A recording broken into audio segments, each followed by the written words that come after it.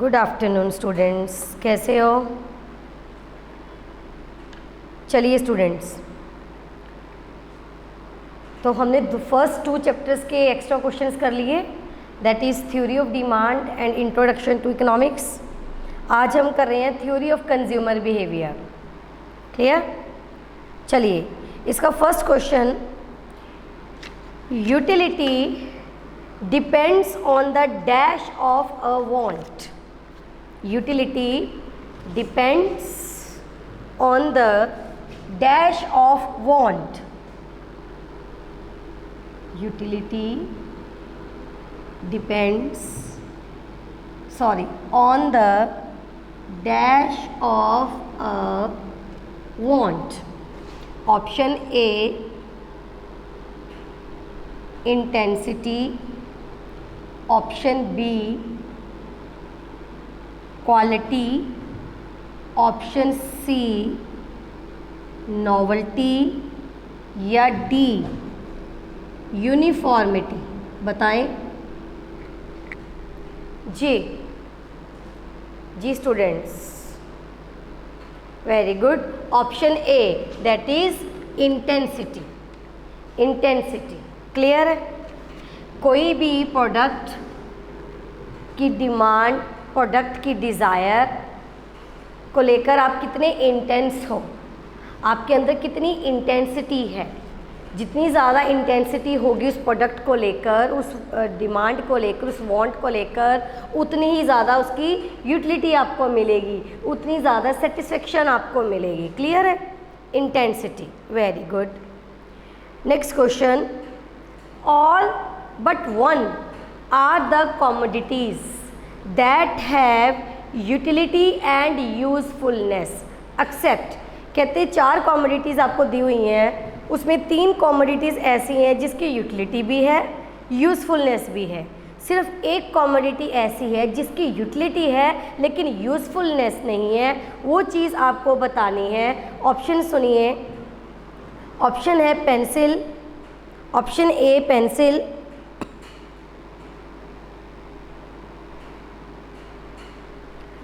Second notebook, third तंबाकू, fourth option D clothes. बताएं जी। Option C तंबाकू, वेरी गुड। क्योंकि आपको पता है कि जो तंबाकू है इसकी यूटिलिटी तो है, सेटिस्फेक्शन तो मिलती है आपको इसको यूज़ करके, लेकिन ये यूज़फुलनेस नहीं है। हमने यूटिलिटी का फीचर्स किए थे ना, utility is different from usefulness, तो तंबाकू के ऊपर वो चीज़ अप्लाई होती है। Next, utility is measured in terms of. Option A grams, option B seconds, option C centimetres, या D utils. Very good, utils. Next, the cardinal approach postulates that utility can be। Cardinal approach क्या suggest करती है कि utility को क्या कर सकते हैं? Utility can be option A compared, option B measured, option C ranked, या option D all of above. बताएं utility according to cardinal based. Cardinal basis पे बताना है जी आपको आंसर। तो कार्डिनल बेसिस पे रैंक नहीं आ सकता, कार्डिनल बेसिस पे कंपेयर नहीं कर सकते, वो हम ऑर्डिनल बेस पे कर सकते हैं। इसमें सिर्फ मेजर्ड आएगा, तो ऑप्शन आएगा बी। ठीक है, इसका आंसर डी, ऑप्शन डी दे रखा है ऑल ऑफ अबव। और ज़्यादातर आप लोगों को क्या इल्यूजन होता है माइंड में कि जहाँ पर ऑप्शन ऑल ऑफ अबव होता है ना, वही इसका आंसर आ जाएगा। ऐसा नहीं होता। ठीक है, next, consumer makes all calculations carefully and then purchases the commodities in order to maximize his utility। means consumer is, कहते हैं अगर एक कंज्यूमर कैलकुलेशंस करता है केयरफुली और उसके अकॉर्डिंग चीज़ों को परचेज करता है ताकि उसको मैक्सिमम सेटिस्फेक्शन हो, तो इस स्टेटमेंट के बेस पे कंज्यूमर क्या है? ऑप्शन ए केयरलेस, कहाँ पर लिखा है नोट्स में कंपेयर्स? मुझे दिखाओ कौन से नोट्स की बात कर रहे हो आप? रॉबिन कौन से नोट्स की बात कर रहे हो?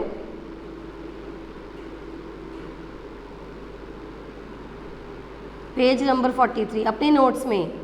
ओके, मैं चेक कर लूँगी, अभी मेरे पास हाथ में नोट्स नहीं है, ठीक है, मैं चेक करके फिर आपको बताती हूँ। कार्डिनल बेस पे यूटिलिटी मेज़र करेंगे, ठीक है, कंपेयर नहीं करेंगे। कंपैरिजन तो ये हो गया ना, ये देखिए 2 cup of tea is equal to 1 cup of coffee, ये कंपैरिजन हो गया। तो ये मैंने कहाँ आपको बताया था? ऑर्डिनल में बताया था, ठीक है, कोई बात नहीं, आप उसको चेक कर लेते हैं नोट्स में।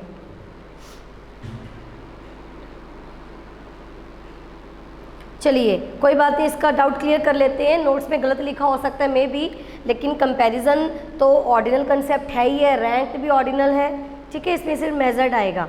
चलिए, तो अगर कंज्यूमर सोच समझ के चीज़ों को परचेज करता है तो वो क्या है? केयरलेस है, रैशनल है, इररेशनल है या अनप्रडिक्टेबल है? जी, रैशनल कंज्यूमर। ओके, अच्छा आगे देखिए, अब दो चीज़ें हैं, एक है वैल्यू इन यूज़, एक है ओके वैल्यू इन एक्सचेंज। इसका क्या मतलब है? ये आप फैमिलियर हो गए इन दोनों टर्म से, value in use and value in exchange. Value in use का मतलब सेटिस्फेक्शन, कि आपको उस प्रोडक्ट को यूज़ करके कितनी सेटिस्फेक्शन मिलती है, तो जितनी ज़्यादा मिलेगी उतनी उसकी वैल्यू इन यूज़ ज़्यादा होगी। वैल्यू इन एक्सचेंज क्या आ जाता है? वर्थ ऑफ अ प्रोडक्ट और सर्विस, कितने रुपीज़ में वो प्रोडक्ट आपको मिलता है, that is called value in exchange. ये बात क्लियर हुई?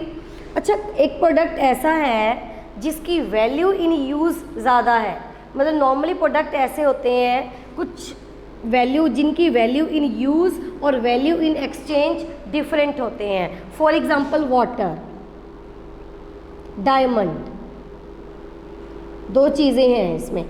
देखिए जो वाटर है उसका वैल्यू इन यूज़ तो बहुत ज़्यादा है, ठीक है, लेकिन जो उसका वैल्यू इन एक्सचेंज है वो कम है। सिमिलरली जो डायमंड है उसका वैल्यू इन यूज़ कम है लेकिन वैल्यू इन एक्सचेंज ज़्यादा है। इसलिए एक पैराडॉक्स बना था। क्या बना था? Diamond water paradox. इसका मतलब ही यही है। डायमंड वाटर पैराडॉक्स मीन्स हालांकि जो डायमंड है ये किसी काम के नहीं है, फिर भी इनकी वैल्यू इन एक्सचेंज क्यों ज़्यादा है, और जो वाटर है इसका वैल्यू इन यूज़ बहुत ज़्यादा है, फिर भी इसका वैल्यू इन एक्सचेंज कम है। ये सिर्फ क्यों? क्योंकि ये चीज़ हमें अबंडेंस में मिल रही है वाटर, लेकिन डायमंड की स्केर्सिटी है, ये स्टेटस सिंबल है, इसलिए इसका वैल्यू इन एक्सचेंज ज़्यादा है, वैल्यू इन यूज़ कम है। क्लियर? तो ये दो चीज़ें आपको बतानी है। आगे इसी से रिलेटेड क्वेश्चन है, the paradox of value means, the paradox of value means that option A, people are irrational in consumption choices. Option B, the total utility yielded by commodities don't necessarily have a relation to their prices. Value in use का मतलब बताना है आपको। Option A कहता है कि people are rational in consumption choices, irrational. Option B क्या कहता है कि कॉमोडिटी को यूज़ करके जो यूटिलिटी आपको मिलती है उसका ज़रूरी नहीं है कि लिंक होगा उसके प्राइस के साथ। मींस अगर प्राइस ज़्यादा है तभी उस प्रोडक्ट से ज़्यादा सेटिस्फेक्शन मिलेगी और जिसका प्राइस कम है उससे सेटिस्फेक्शन कम मिलेगी। कहते हैं ऐसा नहीं है। C, value has no relationship to utility schedule. या D, free goods are goods that are essential to life. जी, बताइए पैराडॉक्स ऑफ वैल्यू का मतलब क्या है? पैराडॉक्स ऑफ वैल्यू का मतलब ही यही है कि अगर आप किसी प्रोडक्ट को यूज़ करते हो उससे मिलने वाली सेटिस्फेक्शन का ज़रूरी नहीं है लिंक होगा उसके प्राइस के साथ। जी, बी ऑप्शन आएगा। जैसे अभी वाटर की बात करके हटे हैं, वाटर है, इससे इसकी वैल्यू इन यूज़ बहुत ज़्यादा है, मतलब इससे आपको ज़्यादा सेटिस्फेक्शन मिल रही है। लेकिन अगर आप इसको प्राइस के साथ लिंक करोगे, प्राइस के साथ, क्या फिर उसके अकॉर्डिंग आप इसकी वैल्यू को कंसिडर करोगे? नहीं ना, प्राइस इसका बहुत कम है, प्राइस हमने बहुत ही कम इसको पे करते हैं वाटर के लिए, लेकिन फिर भी इसका वैल्यू इन यूज़ ज़्यादा है। ठीक है, चलिए, तो इसका आंसर बी आएगा। Next, the value paradox again arises because, अब ये जो वैल्यू पैराडॉक्स है ये क्यों आया? Option A, because water has too low price, पानी का रेट बहुत कम है। Option B, value in use differs from utility, value in use differs from utility नहीं, यूटिलिटी और वैल्यू इन यूज़ एक ही चीज़ है। Diamonds are too high priced, या D, value in use differs from value in exchange. क्या answer दोगे जी आप इसका? पैराडॉक्स, वैल्यू इन यूज़ का पैराडॉक्स क्यों आया? जी, option D, the value paradox क्यों आया? क्योंकि वैल्यू इन यूज़ और value in exchange are two different concepts. Clear? Very good. Next, the concept of consumer surplus is useful in. अच्छा, पहले तो कंज्यूमर सरप्लस के बारे में थोड़ा सा मैं आपको और बताती हूँ, फिर हम उसके बाद ये जो कंज्यूमर सरप्लस को लेकर 3-4 क्वेश्चंस मेरे पास हैं वो डिस्कस करेंगे। कंज्यूमर सरप्लस हमने क्या किया था according to your notes? Consumer surplus क्या है कि किसी प्रोडक्ट के लिए आप जितने पैसे देने के लिए तैयार हो माइनस इट्स मार्केट प्राइस। ठीक है, वही बात है कि मान लो किसी प्रोडक्ट के लिए आप 30 रुपीज़ देने के लिए तैयार हो और उसका मार्केट प्राइस 20 रुपीज़ है, तो 10 रुपीज़ क्या आ जाता है आपका? Consumer surplus. यही चीज़ है, ये जो आप रुपीज़ देने के लिए तैयार हो, दैट इज़ रेडी टू पे, इसको हमने किसके इक्वल रखा था? यूटिलिटी के, सेटिस्फेक्शन के। इट मीन्स जितनी ज़्यादा किसी प्रोडक्ट से आपको सेटिस्फेक्शन मिल रही है उतनी आप उसके लिए पे करने के लिए रेडी होगे। ठीक है, यही बात की थी कंज्यूमर सरप्लस। अब another name of consumer surplus है social surplus. Another name of consumer surplus, it means consumer surplus is also called social surplus। एक तो ये क्वेश्चन बन गया आपका। दूसरा, अब ये जो कंज्यूमर सरप्लस है, कंज्यूमर सरप्लस का कहते एडवांटेज क्या है? कंज्यूमर सरप्लस की इम्पोर्टेंस क्या है? कंज्यूमर सरप्लस मीन्स आपको कितने बच रहे हैं? सोशल सरप्लस, जितना आप देने के लिए तैयार हो माइनस इट्स मार्केट प्राइस। कहते हैं कंज्यूमर सरप्लस यूज़फुल कौन कौन से केस में होता है? कंज्यूमर सरप्लस से ही पता चलता है कि वैल्यू इन यूज़ और वैल्यू इन एक्सचेंज, ये दोनों कंसेप्ट अलग अलग हैं। कंज्यूमर सरप्लस से ही पता चलता है कि वैल्यू इन यूज़ और वैल्यू इन एक्सचेंज दोनों कंसेप्ट अलग अलग हैं। कैसे? वैल्यू इन एक्सचेंज का मतलब वर्थ, वैल्यू इन यूज़ का मतलब यूटिलिटी। जिसकी ज़्यादा यूटिलिटी होगी, जिसका ज़्यादा वैल्यू इन यूज़ होगा, उसके लिए आप ज़्यादा पे करने के लिए तैयार होते हो। यही बात है। मान लीजिए वैल्यू इन यूज़ आपके कितनी है? 30, लेकिन उसका price that means value in exchange market में कम है, दैट इज़ 20। अब आपको क्या आया? Consumer surplus. कंज्यूमर सरप्लस आता ही इसीलिए है, ध्यान से सुनना, कंज्यूमर सरप्लस बचता ही इसीलिए है क्योंकि value in use is different from value in exchange. देखिए यहाँ पर 30 क्या है, वैल्यू इन यूज़। आपके लिए उस प्रोडक्ट की यूटिलिटी कितनी है, 30, तभी आप 30 रुपीज़ देने के लिए तैयार हो, लेकिन उसकी वैल्यू इन एक्सचेंज कितनी है, कम, दैट इज़ 20, तभी तो आपको कंज्यूमर सरप्लस बचा। ठीक है, तो कंज्यूमर सरप्लस को हम लिंक करेंगे वैल्यू इन यूज़ और वैल्यू इन एक्सचेंज के साथ। वैल्यू इन यूज़ और वैल्यू इन एक्सचेंज दो अलग अलग कंसेप्ट हैं, तभी तो आपको सोशल सरप्लस बचता है, तभी आपको कंज्यूमर सरप्लस बचता है। तो क्वेश्चन है, the concept of consumer surplus is useful in option A distinguishes between value in use and value in exchange. ये ऑप्शन सही है, लेकिन आगे भी मैं पढ़ूंगी। ऑप्शन बी क्या कह रहा है, comparing the advantage of different places, comparing the advantage of different places. अच्छा, कंज्यूमर सरप्लस मतलब सोशल सब नहीं, अभी ऑप्शन ए की बात नहीं करेंगे, ऑप्शन सारी आएंगी, एक एक करके सुनो, ए तो है ही है। ऑप्शन बी क्या कह रहा है, comparing the advantage of different places.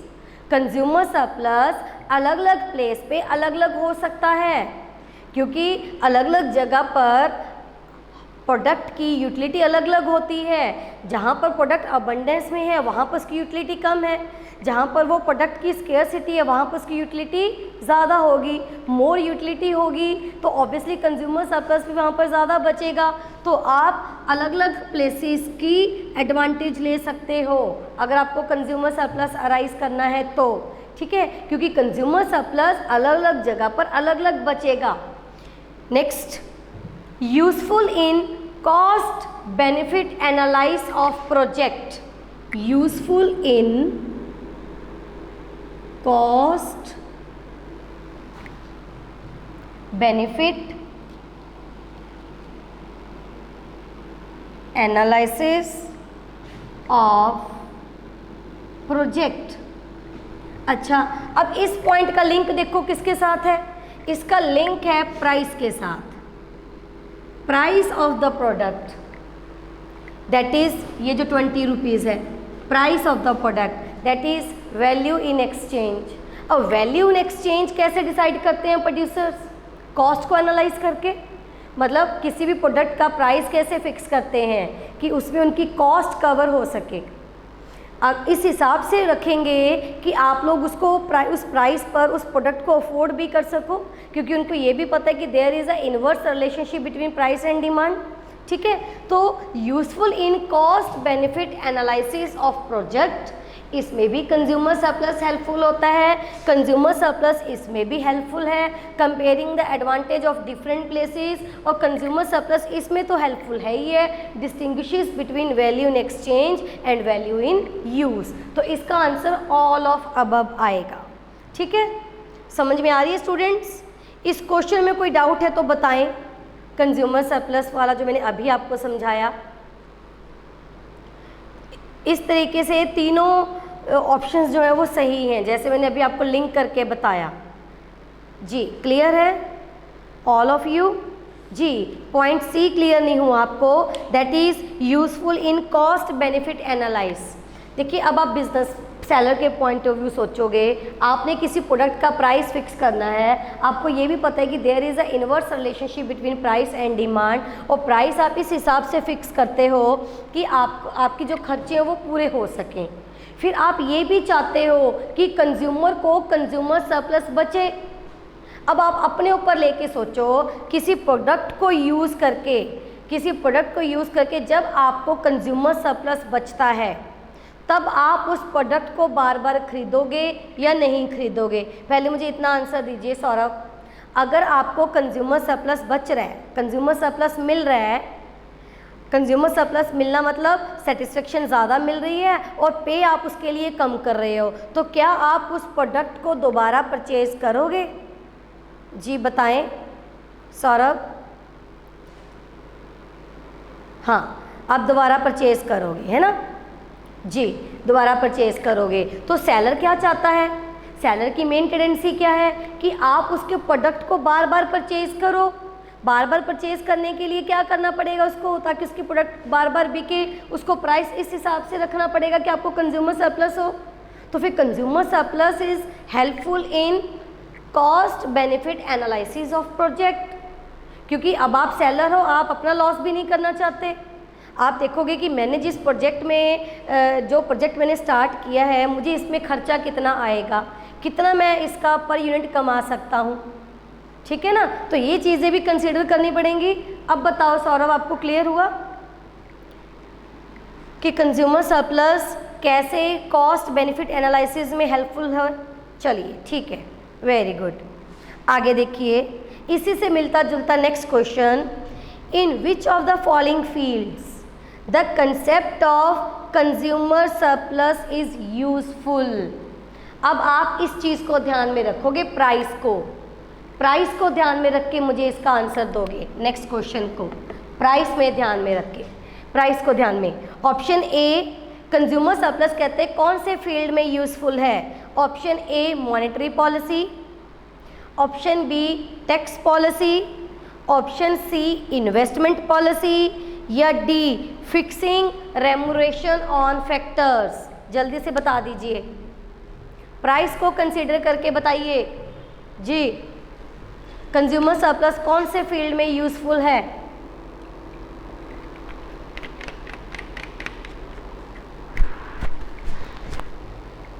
Option A क्या दे रखा है? Monetary policy, taxation policy, investment या फिक्सिंग रेम्यूनरेशन। आप क्या कह रहे हो? इन्वेस्टमेंट गलत है, प्राइस को ध्यान में रख के। मैं कह रही हूँ टैक्स पॉलिसी, टैक्स पॉलिसी। अब टैक्स पॉलिसी किसकी है? सरकार की। सरकार जब चीज़ों के ऊपर टैक्स लगाती है तब उसका प्राइस क्या हो जाता है? मोर टैक्स का मतलब क्या है? मोर प्राइस, हाई प्राइस। अगर प्राइस ज़्यादा होगा तो कंज्यूमर सरप्लस क्या बचेगा? कम बचेगा। तो क्या फिर आप उस प्रोडक्ट को दोबारा परचेज करोगे? नहीं करोगे। इसलिए सरकार टैक्सेशन पॉलिसी ये देख के बनाती है कि आपको किस प्रोडक्ट पे कंज्यूमर सरप्लस बच रहा है और किस प्रोडक्ट पे कंज्यूमर सरप्लस आपको नहीं बचता। उसी के बेस पे अलग अलग प्रोडक्ट पे अलग अलग टैक्सेस लगते हैं आपको। क्लियर है? तो कंज्यूमर सरप्लस कहाँ पर हेल्पफुल है? टैक्स पॉलिसी में। ये थोड़ा सा एडवांस लेवल के क्वेश्चंस आ रहे हैं अब आपको, इसलिए ताकि हर एक चीज़ के लिए, सिचुएशन के लिए आप लोगों को प्रिपेयर किया जा सके। वैसे तो पेपर बहुत ज़्यादा इजी आता है, लेकिन फिर भी आपको पता होना चाहिए कि कंज्यूमर सरप्लस कौन से फील्ड में अप्लाई होता है। दैट इज़ जी, रिपीट कर दूं, टैक्स पॉलिसी। देखिए अब टैक्स है, टैक्सेशन पॉलिसी किसकी है? गवर्नमेंट की। जब सरकार टैक्स लगाती है तो इसका अल्टीमेटली इफेक्ट किसके ऊपर जाता है? प्राइसेस बढ़ जाते हैं। प्राइसेस बढ़ने का मतलब वैल्यू इन एक्सचेंज का बढ़ना। तो जब वैल्यू इन एक्सचेंज ज़्यादा हो जाएगी, मतलब ये 20 की एग्जांपल लेके चलते हैं, जब ये ज़्यादा हो जाएगा तो आपका कंज्यूमर सरप्लस कम बचेगा। ठीक है, तो कंज्यूमर सरप्लस कम बचेगा तो आप उस प्रोडक्ट को कम परचेज करोगे। हमारी मेन टेंडेंसी क्या है कि हमें कंज्यूमर सरप्लस ज़्यादा मिले, लेकिन जिस प्रोडक्ट को यूज़ करके कंज्यूमर सरप्लस कम हो रहा है, दो रीज़न है, या तो उसकी वैल्यू इन यूज़ कम है या वैल्यू इन एक्सचेंज ज़्यादा है। तो दोनों केसेस में आप उस प्रोडक्ट को रीपरचेज नहीं करोगे, और दोनों ये सिचुएशन हमारी इकॉनमी के लिए हार्मफुल है। हमारी इकॉनमी क्या चाहती है कि आप बार बार प्रोडक्ट की डिमांड करो। तो सरकार ये सोच के टैक्सेशन पॉलिसी लगाती है कि ऐसे कौन से प्रोडक्ट हैं जिसको आपने बार बार परचेज करना होता है, तो उनके ऊपर टैक्स कम लगाती है। लेकिन जिसको आपने बार बार परचेज नहीं करना होता, ड्यूरेबल कंज्यूमर गुड्स हैं, उसके ऊपर टैक्स ज़्यादा होता है, क्योंकि वो आपने एक ही बार परचेज करना होता है। क्लियर है सृष्टि? इस तरीके से कंज्यूमर सरप्लस हेल्पफुल है टैक्सेशन पॉलिसी में, क्योंकि इस पॉलिसी को यूज़ करके सरकार देखती है कि कहाँ कंज्यूमर सरप्लस छोड़ना है, कहाँ पर नहीं छोड़ना। जी, very good. Next again consumer surplus का ही क्वेश्चन है। Consumer surplus is measured with the help of. Consumer surplus आप किसकी हेल्प से मेज़र करते हो? Option A market demand curve, option B marginal productivity curve, option C marginal utility curve या none of this. Consumer surplus कैसे measure करते हो? Market demand curve, market productivity curve, sorry marginal productivity curve, marginal utility curve या none? जी marginal utility curve, ये आपको पता है। चलिए अब आगे देखिए, नेक्स्ट क्वेश्चन है the slope of indifference curve is different at different point of IC. अब ये या तो आपको पता ही है इंडिफरेंस कर्व की शेप क्या होती है, पहले तो इसके भी कई क्वेश्चंस हम करेंगे कुछ नए। जी इंडिफरेंस कर्व की शेप क्या होती है? डाउनवर्ड स्लोपिंग, कन्वेक्स, ये हो गया इंडिफरेंस कर्व जो यूजली क्या होता है? Downward sloping. पहले तो इसको समझो, डाउनवर्ड स्लोपिंग। डाउनवर्ड स्लोपिंग क्यों है? क्योंकि दो प्रोडक्ट हैं एक्स और वाई, दोनों सब्स्टिट्यूट हैं, परफेक्ट सब्स्टिट्यूट की बात नहीं करेंगे, दोनों सब्स्टिट्यूट हैं। अगर आप एक की डिमांड बढ़ाते हो तो दूसरा आपको कम करना पड़ेगा। क्यों करना पड़ेगा? Due to limited income, given income. तो जो आपका MRS आ रहा था दैट इज़ 6 to 1, ये डिक्रीज़ हो रहा है, इसलिए ये क्या बनती है? कन्वेक्स। लेकिन डाउनवर्ड क्यों बनती है? क्योंकि एक प्रोडक्ट की डिमांड आप बढ़ा रहे हो और दूसरे की आपको कम करनी पड़ रही है। एक तो ये दोनों एक दूसरे का सब्स्टिट्यूट हैं, इसलिए आप रिप्लेस कर सकते हो, और दूसरा आपके पास इनकम भी लिमिटेड है। अब ये जो आईसी के पॉइंट्स हमने किए, यहाँ पे बंडल ऑफ गुड्स किया था, सेट ऑफ गुड्स ABCD, ये चारों पॉइंट क्या शो करते हैं?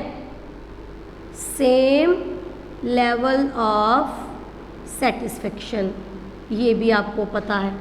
अब क्वेश्चन क्या कहता है कि the slope of IC is different at different points of curve. अच्छा, अब स्लोप ऑफ आईसी क्या होता है? ये तो चारों पॉइंट सेटिस्फेक्शन के मामले में तो सेम है, लेकिन स्लोप क्या है? Slope of IC means slope of IC is equal to MRS, marginal rate of substitution. जी वेरी गुड अमन। तो हर एक पॉइंट पे MRS अलग अलग है ना। इस पॉइंट पे कितना MRS? 6, यहाँ पर कितना है? 2, यहाँ पर कितना है? 1। अगर आप स्टार्टिंग वाला ले भी लो सेम, तो कितना आ रहा है? 12 आ रहा है। तो हर एक पॉइंट पे MRS अलग अलग है, स्लोप ऑफ आईसी अलग अलग पॉइंट्स पे अलग अलग है।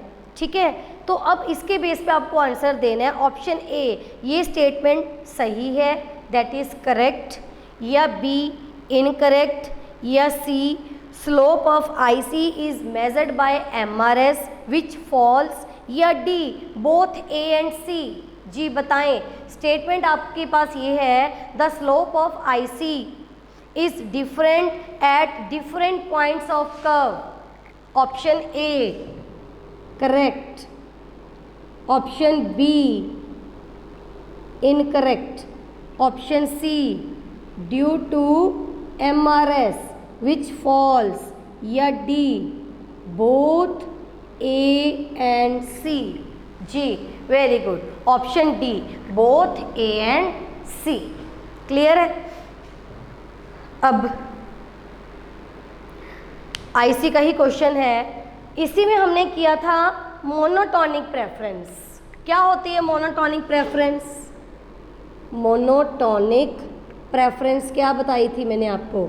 मोनोटोनिक प्रेफरेंस मीन्स अगर आपके पास ऑप्शन हो कि मैंने आपको कुछ बंडल ऑफ गुड्स दिया है। क्या दिया है bundle of goods? That is X and Y, दो कॉमोडिटीज़ हैं। एक में तो ये कॉमोडिटीज़ आ रही हैं 2 and 8, और एक में आ रहा है 4 and 10। तो आप इन दोनों में से कौन सा ऑप्शन चूज़ करोगे? ए और बी? बताएं आप क्या चूज़ करोगे स्टूडेंट्स? ए और बी?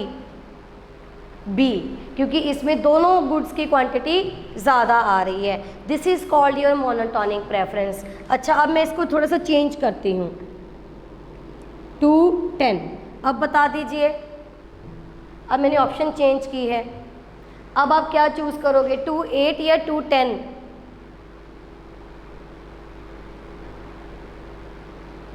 ए क्यों सौरभ? अगेन बी ही चूज करोगे क्योंकि इसमें एक्स की क्वांटिटी दोनों में सेम है, इसमें तो आप इनडिफरेंट हो, लेकिन जो वाई प्रोडक्ट है ए ऑप्शन में 8 है और बी में 10 है, तो किस में ज़्यादा आपको मिल रहा है, बी में।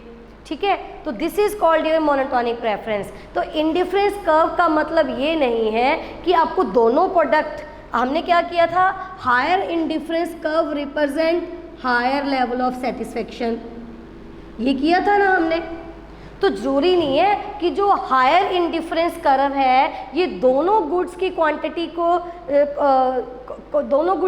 को ज़्यादा शो करेगी, एक भी ज़्यादा हो सकती है। कैसे?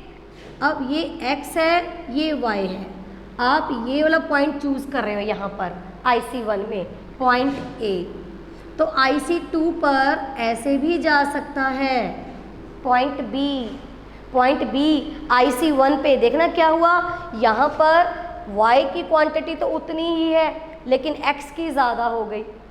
तो हायर इंडिफरेंस कर्व पर जब आप जाते हो, इसका मतलब ये नहीं कि दोनों कमोडिटी की क्वांटिटी बढ़ेगी, अगर एक की भी बढ़ती है तब भी हायर लेवल ऑफ सेटिस्फेक्शन है। जैसे मैंने अभी आपको बताया 2 8 2 10, तो दोनों सेम है, ये 2 2, एक की ही क्वांटिटी ज़्यादा हो रही है, अब भी आप हायर लेवल पे हो, हायर लेवल सेटिस्फेक्शन मिल रहा है आपको बी में, तभी आप बी चूज कर रहे हो। क्लियर है, समझ में आया आपको? क्या कह रहे हो? अगर बी में 2 6 हो जाता है, वो तो फिर है ही है, मैंने वो तो आपको ऑप्शन दी ही नहीं, फिर तो आप ए ही चूज करोगे। अगर बी में कहता 2 6 हो जाता है, तो मेरा कहने का मतलब ये है कि या तो आपको दोनों बंडल ज़्यादा मिल रहे हो फिर आप ये चूज करोगे, या इनमें से एक ज़्यादा मिल रहा हो तब भी आप ये चूज करोगे। समझ में आ रही है जो मैं कहना चाह रही हूँ? तो मोनोटोनिक प्रेफरेंस का मतलब ये है कि अगर दोनों कमोडिटी की क्वांटिटी आपको ज़्यादा मिल रही है किसी बंडल में, फिर तो आप ऑब्वियसली वो चूज़ करोगे। लेकिन अगर किसी बंडल में एक कमोडिटी की क्वांटिटी ज़्यादा मिल रही है ना, एक की दूसरे की सेम है, तब भी आप उसको चूज़ करोगे। चलिए अब क्वेश्चन है, अगेन ऐसा ही क्वेश्चन दे रखा है कि if a consumer has monotonic preference which bundle will he choose, कौन सा बंडल वो चूज़ करेगा। देखिए ऑप्शन लिख रही हूँ, बंडल ए बी में जा रहा है 8 6, सी में जा रहा है 10 7, डी में जा रहा है 8 8। बताइए क्या चूज़ करोगे अब आप इसमें से? 10 8 8 6 10 7 8 8, जी ए ऑप्शन। ठीक है, क्लियर होगी बात? चलिए अब इसी से मिलता जुलता अगला क्वेश्चन। अब आपके पास अगेन मोनोटोनिक प्रेफरेंस है, आपने रैंक करना है, रैंक किसको करोगे? बंडल दे रखे हैं आपको, इसको रैंक कीजिए 10 9, फिर दूसरा है 9 9, फिर है 10 10। रैंक कीजिए इसको, कि कैसे रैंक करोगे इस बंडल को? सबसे पहले कौन सा लेके आओगे आप? जी लिख के बताइए मुझे। हाँ जी स्टूडेंट्स बताइए प्लीज़। आप कह रहे हो CAB, ओके आप इसको दे देते हैं ABC। आप कह रहे हो C, ये फर्स्ट नंबर पर है, A और ये, वेरी गुड, तो ये ठीक है जी, रैंक हो गया CAB का। चलिए अब आगे देखिए,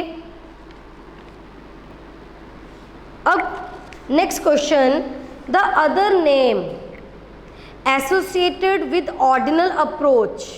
अच्छा अब आपको पता है, मैंने आपको ऑर्डिनल कंसेप्ट बताया था कि ऑर्डिनल जो कंसेप्ट है इंडिफरेंस कर्व का, ये हमें किसने दिया? हिक्स एंड एलन ने दिया है ना, ये हमने किया था, हिक्स एंड एलन। हिग्स का जो फुल नेम है वो है J.R. Higgs, J.R. Higgs. Elon कौन है? R.G.D. एलन। अच्छा, 3 नाम और हैं जो ऑर्डिनल कंसेप्ट के साथ जुड़े हुए हैं, वो कौन कौन से हैं? एक है एजवर्थ, एक है स्लट्सकी और एक है पैरेटो। पैरेटो, ये जो पैरेटो है सबसे पहले इन्होंने कंसेप्ट दिया था, ऑर्डिनल कंसेप्ट। कब दिया था? 1906 में। बाद में हिग्स और एलन आए थे, सबसे पहले पैरेटो आए थे। तो ये आप नोट कर लीजिए कि ये 5 लोग हैं जो कि किससे जुड़े हुए हैं? ऑर्डिनल कंसेप्ट से जुड़े हुए हैं। और सबसे पहले किस कंसेप्ट किसने दिया था? पैरेटो ने। कब दिया था? 1906। ये प्लीज़ आप नोट कर लीजिए। उसके बाद हम कुछ आगे और करते हैं। चलिए,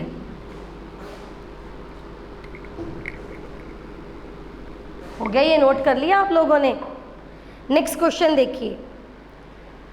dash depicts complete scale of consumers taste and preference. Consumer के टेस्ट और प्रेफरेंस को कौन शो करता है? Option A budget line, option B MU curve that is margin utility curve, option C indifference curve map, या D one indifference curve. Indifference map या one indifference curve? जी, क्या लिखोगे आप? Indifference curve. आपके टेस्ट और प्रेफरेंस कहाँ पर शो होते हैं? इस एक कर्व में या इंडिफरेंस मैप में? प्रेफरेंसेस, प्रेफरेंसेस कहाँ पर होती हैं? इंडिफरेंस मैप में नहीं आएगी प्रेफरेंस, कर्व में कैसे आ जाएगी? कर्व में तो आपका सिर्फ चॉइस क्लियर हो रही है कि आप चारों ऑप्शंस को लेकर इनडिफरेंट हो, सेम लेवल ऑफ सेटिस्फेक्शन मिल रहा है। आपकी प्रेफरेंस तो यहाँ पर पता चलती है इंडिफरेंस मैप से। आप क्या प्रेफर कर रहे हो? IC2 greater than IC1 greater than IC। It means आप तीनों में से क्या प्रेफर करते हो? IC2। क्यों? Because higher indifference curve represent higher level of satisfaction. ठीक है ना? तो इसका आंसर क्या आएगा? Indifference map. आगे देखिए। अच्छा, अब जो हमने इंडिफरेंस कर्व को यूज करके इक्विलिब्रियम किया था हमने, दैट इज कंज्यूमर कहाँ पर इक्विलिब्रियम होता है? Where IC is tangent to budget line. ये हमने किया था। अब क्वेश्चन इसी से मिलता जुलता क्या है कि एक IC या क्वेश्चन पर चेंज करते हैं, 1 मिनट। क्वेश्चन है one combination can lie only on one IC। It means, पहले तो ये क्वेश्चन सुनिए, one combination can lie only on one IC means, इसका मतलब क्या है? One combination can lie only on one IC। इसका मतलब क्या है? ऑप्शन ध्यान से सुनिए। That only one IC will pass through the point, 2 ICs will pass through the point, as many ICs can pass through the point। अब देखिए, ये IC है, ये IC बनी हुई है। अब ये जो IC है, ये जो पॉइंट है, कोई भी मान लीजिए एक पॉइंट है, उस पॉइंट से एक ही IC निकल सकती है, या उस पॉइंट से 2 ICs निकल सकती हैं, या उस पॉइंट से जितनी मर्जी ICs निकाल लीजिए। ये मैंने IC पॉजिटिव अब बना दी, ये भी बात करेंगे हम इसकी भी। जी हाँ जी, तो एक पॉइंट में से एक IC ही निकल सकती है। एक पॉइंट में से एक आईसी ही निकल सकती है। इट मीन्स दो आईसीज हो सकती हैं लेकिन वो एक दूसरे को इंटरसेक्ट नहीं करेंगी। It means two ICs will not intersect each other. Clear है? हाँ जी, वही बात, वही केवल मैंने वही बात बोली है कि दो आईसीज एक दूसरे को कट नहीं करेंगी। तो इसका आंसर आएगा A, that is only one IC will pass through the point. अच्छा, अब एक और चीज़ सुनिए। मैंने बोला कि जो आईसी है ये ऑलवेज क्या होती है? Convex, downward sloping. लेकिन आईसी हॉरिजॉन्टल भी हो सकती है, आईसी वर्टिकल भी हो सकती है। कैसे, ये याद आ रहा है आपको? ये मैंने कौन सी आईसी बनाई? Right angled IC. Right angled IC. Right angled IC किस केस में था? परफेक्ट कॉम्प्लीमेंट्री में। मतलब जितना बंडल ऑफ गुड्स एक्स का होगा आपके पास उतना ही किसका होगा? वाई का। तो इंडिफरेंस कर्व क्या होगी? हॉरिजॉन्टल भी है और इंडिफरेंस कर्व क्या है? वर्टिकल भी है। ठीक है, अब एक इंडिफरेंस कर्व और कैसे हो सकती है? इंडिफरेंस कर्व ऐसे भी हो सकती है लेकिन आपके सिलेबस में नहीं है। Indifference curve can be positively sloped. Positively sloped, positively slope होने का मतलब कि जो x और y दो कॉमोडिटीज़ हैं दोनों की क्वांटिटी आप इंक्रीज कर रहे हो। ये नहीं है कि एक की इंक्रीज कर रहे हो दूसरे की डिक्रीज कर रहे हो। ये एक्सेप्शन है, ये आपके सिलेबस में नहीं है। फिर भी थोड़ा बहुत मैं आपको बता देती हूँ कि इंडिफरेंस कर्व पॉजिटिवली स्लोप होती है जब दोनों की क्वांटिटी को आप इंक्रीज कर रहे हो। ठीक है, अब इस केस में जब इंडिफरेंस कर्व पॉजिटिवली स्लोप्ड हो, हॉरिजॉन्टल हो या वर्टिकल हो, इट मीन्स कि आईसी, इट मीन्स इन तीनों केस में, इस केस में, इस केस में और इस केस में, तीनों केस में जो आपका एमआरएस सेटिस्फेक्शन है वो सेम नहीं है। सेम लेवल ऑफ सेटिस्फेक्शन नहीं है। सेम लेवल ऑफ सेटिस्फेक्शन कहाँ पर होता है? जब एमआरएस डिक्रीज हो रहा होता है। इट मीन्स आप एक की क्वांटिटी बढ़ा रहे हो और दूसरे की कम कर रहे हो। इस हिसाब से कर रहे हो कि एक इंडिफरेंस कर्व पर जितने भी पॉइंट्स हैं वो आपको क्या दे रहे हैं? Same level of satisfaction. Same level of satisfaction सिर्फ तभी आता है जब एमआरएस डिक्रीज होता है। आप कह रहे हो जब एमआरएस इंक्रीज होगा, नहीं, जब एमआरएस इंक्रीज होगा तो इंडिफरेंस कर्व डाउनवर्ड ही बनेगी लेकिन कनकेव बनेगी। पॉजिटिव होने के लिए दोनों कॉमोडिटी की क्वांटिटी को आपने इंक्रीज करना है, एक्स को भी और वाई को भी। समझ में आ रहा है? आप इस चक्कर में मत पड़ो कि पॉजिटिव में क्या होगा। सिर्फ आपको ये चीज़ समझनी है कि जब हम बात करते हैं कि एक इंडिफरेंस कर्व के ऊपर जितने भी पॉइंट होते हैं वो सेम लेवल ऑफ सेटिस्फेक्शन दे के जाते हैं, वो तभी जब इंडिफरेंस कर्व डाउनवर्ड स्लोप करती है। लेकिन जब इंडिफरेंस कर्व अपवर्ड जाती है, हॉरिजॉन्टल है या वर्टिकल है, तब ये सेम लेवल ऑफ सेटिस्फेक्शन दे के नहीं जाती। समझ में आई?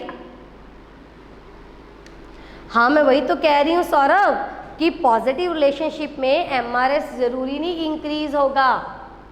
एमआरएस इंक्रीज डिक्रीज का फ़र्क पड़ता है कन्वेक्स और कनकेव से। पॉजिटिव और नेगेटिव का फ़र्क कहाँ पर आएगा? नेगेटिव तब होगी जब आप एक की क्वांटिटी बढ़ा रहे हो दूसरे की कम कर रहे हो। पॉजिटिव कम होगी जब दोनों की क्वांटिटी आप बढ़ा रहे हो। समझ में आ रही है? हम बात करें दोनों की क्वांटिटी बढ़ाना, तभी पॉजिटिव जाएगी। तो मैं यहाँ पर क्या क्वेश्चन आपको बताना चाहती हूँ कि इंडिफरेंस कर्व अगर डाउनवर्ड आती है तभी आपको सेम लेवल ऑफ सेटिस्फेक्शन दे के जाती है, लेकिन अगर वो अपवर्ड जाती है, हॉरिजॉन्टल है या वर्टिकल है, तब सेम लेवल ऑफ सेटिस्फेक्शन नहीं है। क्वेश्चन देखिए क्या है, when the combination on a IC do not represent same level of satisfaction, जब IC के ऊपर combination same level of satisfaction ना दें, इट मीन्स IC क्या है? Option A positively sloped, option B horizontal, option C vertical या D all of above. तब आपका आंसर क्या आएगा? All of above. क्लियर हुआ मैं क्या कहना चाहती हूँ? चलिए आगे देखिए। अच्छा, बजट लाइन के एक दो नाम और हैं, पता है आपको बजट लाइन का क्या नेम है? Another name of budget line, another name of budget line कोई बता सकता है जी? प्राइस लाइन हो गया। अच्छा, अब इसका एक और नाम है, देखिए बजट लाइन तो है ही है, ठीक है,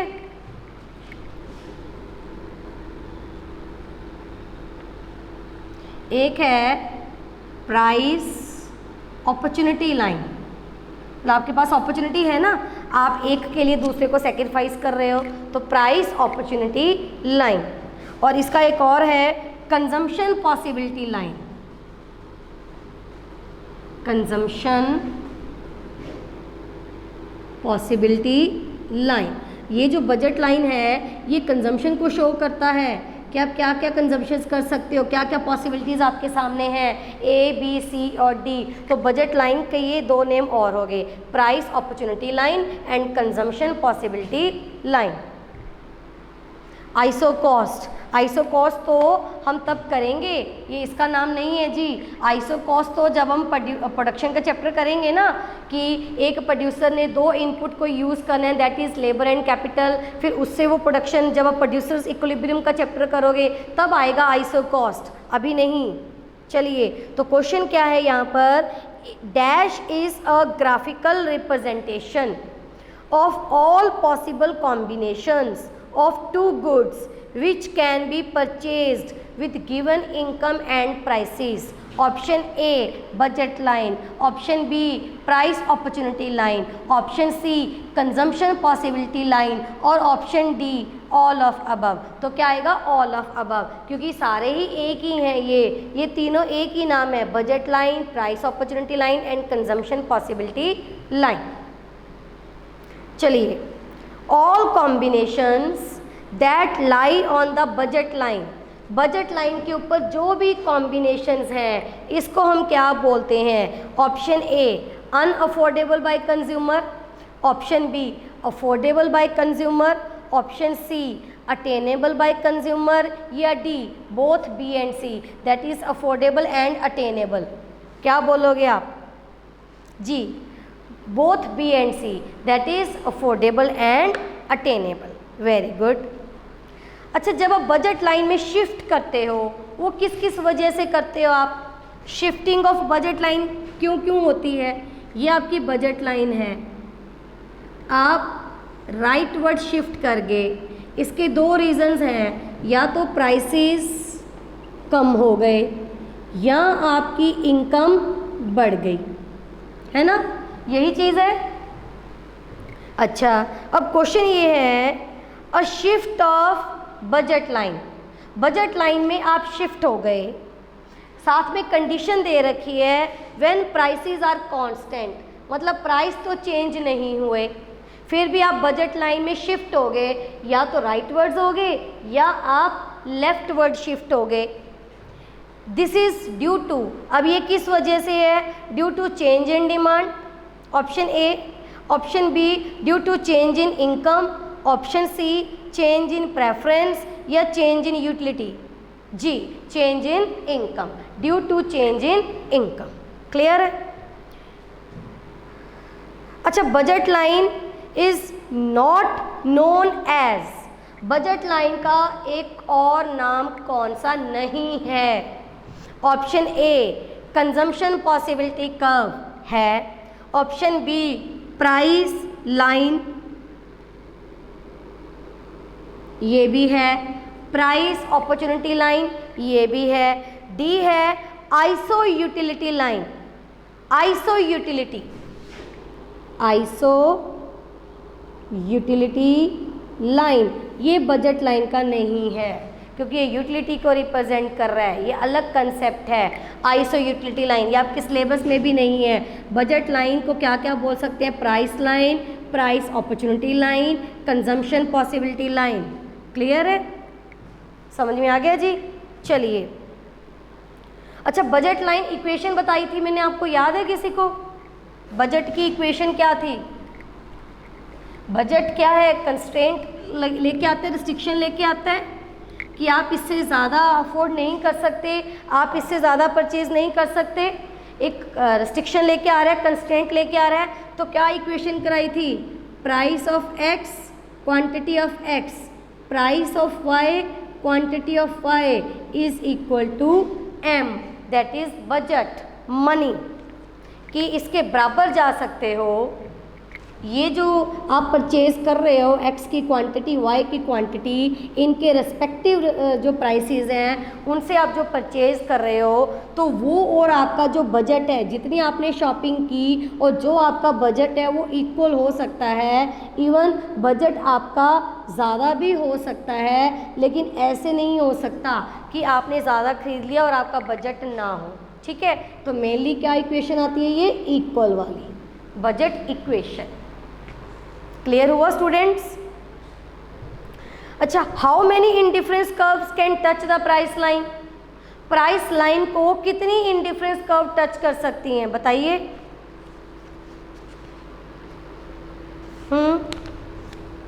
इंडिफरेंस कर्व है, ये बजट लाइन है, तो कितनी इंडिफरेंस कर्व टच कर सकती हैं? Basically only one. ठीक है, ये क्वेश्चन हो गया आपका। The point where the budget line is tangent to an IC, मतलब इस पॉइंट पे जब आईसी बजट लाइन के टेंजेंट होता है तब क्या होता है? Marginal rate of substitution between X and Y is equal to ratio of prices of both the commodities, है ना? ये आपको पता है कि ई पॉइंट पर ये होता है। अच्छा, जब आप इस ई पॉइंट से ऊपर जाते हो, मतलब यहाँ पर इस इक्विलिब्रियम से ऊपर होते हो, तब क्या होता है इस इक्वेशन के साथ? जब आप ई पॉइंट से ऊपर जाते हो तब ये इक्वेशन क्या बन जाती है? आप दोबारा इसको एक्सप्लेन करते हैं, लिखते हैं, क्योंकि ये दो क्वेश्चन आपके और हैं। यहाँ पर तो MRS इक्वल है प्राइस के, अगर आप ऊपर जाते हो तो MRS ग्रेटर होता है, अगर आप नीचे आते हो तो MRS लेस देन होता है, रेशो ऑफ प्राइसेस। ये आपको पता है, ये आप लोगों को पता होगा। ठीक है, तो 3 क्वेश्चन तो ये हो गए। अब क्वेश्चन एक और आपसे ये पूछा है कि अगर आप इस पॉइंट पर हो, MRS greater than ratio of prices, तब आपको इक्विलिब्रियम में आने के लिए क्या करना पड़ेगा? ये एक्स कमोडिटी है, ये वाई कमोडिटी है, बता सकते हो? इक्विलिब्रियम में आने के लिए क्या करोगे जी? बताइए जल्दी से। इक्विलिब्रियम में आने के लिए क्या करोगे? इक्विलिब्रियम में आने के लिए आप नीचे आओगे। नीचे आने का मतलब आप एक्स की कंजम्पशन ज़्यादा करोगे। You have to consume more of X commodity. Similarly अगर आपसे ये क्वेश्चन पूछा गया है कि आप यहाँ पर हो, MRS less than PX/PY, it means अब आपको इक्विलिब्रियम में आने के लिए क्या करना पड़ेगा? पीछे जाना पड़ेगा। पीछे जाने का मतलब आपको Y की कंजम्पशन ज़्यादा करनी पड़ेगी और X की कंजम्पशन कम करनी पड़ेगी। जी क्लियर है? तो ये 2 क्वेश्चन आपके और हो गए।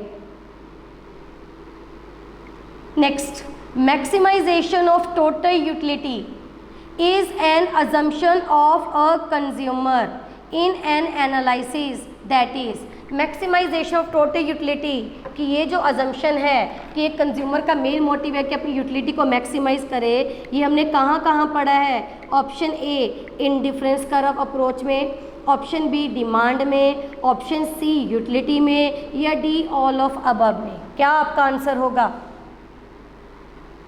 जी? All of above. सभी में हमारा मेन मोटिव ये थे कि आपको सेटिस्फेक्शन ज़्यादा हो। अच्छा, अब एक और चीज़ बता दीजिए जल्दी से, बस ख़त्म करते हैं इसको।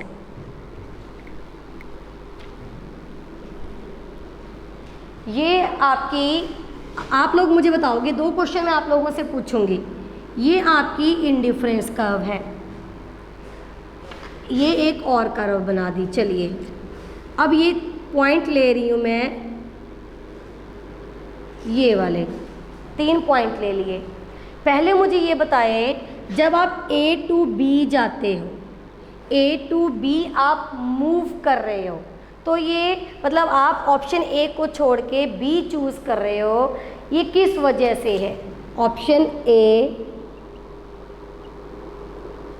Substitution effect, option B income effect. बताइए दोनों में से क्या? अगर आप A टू B जा रहे हो तो कौन सा इफेक्ट आ रहा है जी? बताइए जल्दी से। Substitution effect, very good. ठीक है, जब आप सेम इंडिफरेंस कर्व पे A टू B या B टू C आ रहे हो, इट मीन्स आप सब्स्टिट्यूट कर रहे हो, क्योंकि दोनों कॉमोडिटी सब्स्टिट्यूट है, तो सब्स्टिट्यूशन इफेक्ट आ गया। अब आप दूसरा क्वेश्चन बताइए, अब अगर आप A टू C जा रहे हो, अब ये कौन सा इफेक्ट है? सब्स्टिट्यूशन है या इनकम इफेक्ट है? A to C, A to C या B टू C? जी ऑब्वियसली कुछ भी आ सकता है, मैंने आपसे A टू C पूछा है, तब ये क्या आएगा जी? Income effect. ये चीज़ें भी आपको क्लियर हो गई। तो क्वेश्चन है कि जब इनकम इफेक्ट होता है, तब मूवमेंट होती है सेम इंडिफरेंस कर्व पर या अनदर इंडिफरेंस कर्व? ठीक है, सब्स्टिट्यूशन में सेम इंडिफरेंस कर्व पर मूवमेंट होती है। क्लियर है? चलिए अब जल्दी से 2 क्वेश्चन और बता दीजिए, बस फिर तो ये फाइनली ख़त्म ही है। अब आपके पास 24 रुपीज़ हैं खर्च करने के लिए।